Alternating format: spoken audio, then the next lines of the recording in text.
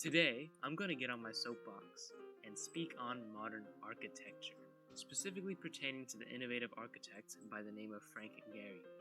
Frank Gehry was a Canadian architect who was most famous for his works on the Walt Disney Concert Hall, the Louis Vuitton Foundation, and the Dancing House, receiving the label Most Important Architect of Our Age from Vanity Fair. Good for him.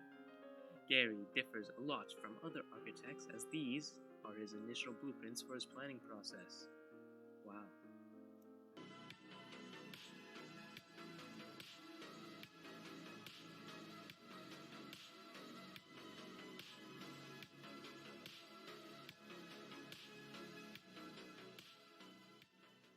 The architecture from which we've observed in APR history has mainly consisted of this.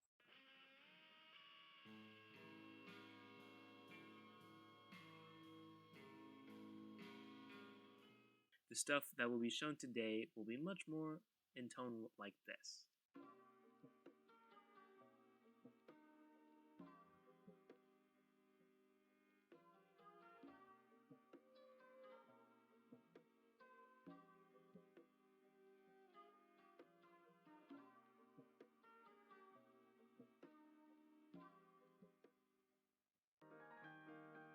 Now, one of Frank Gehry's greatest works is the Guggenheim Museum in Bilbao.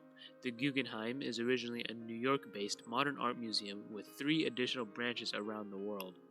One based in Venice, another in Abu Dhabi, and with our piece being based in Bilbao. Beyond being epicenters for contemporary art, what's special about these museums is the architectural genius that goes into making each one.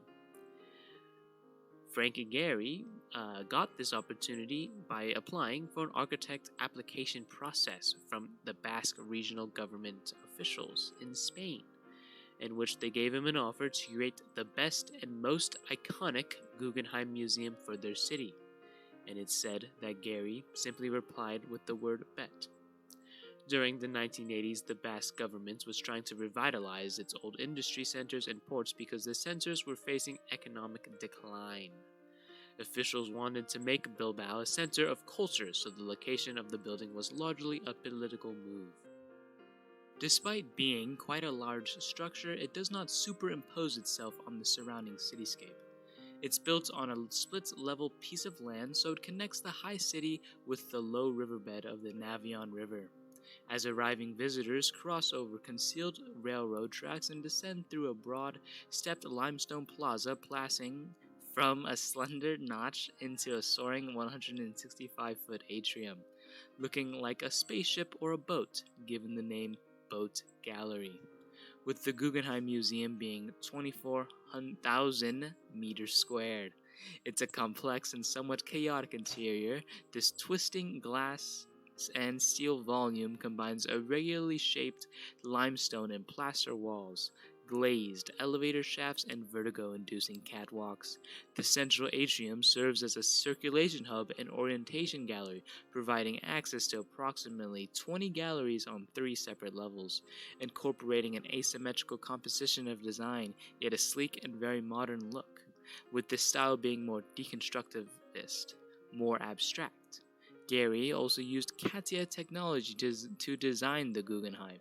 Gehry utilized this program mainly because of its precision, involving computer-aided manufacturing as well as computer-aided engineering.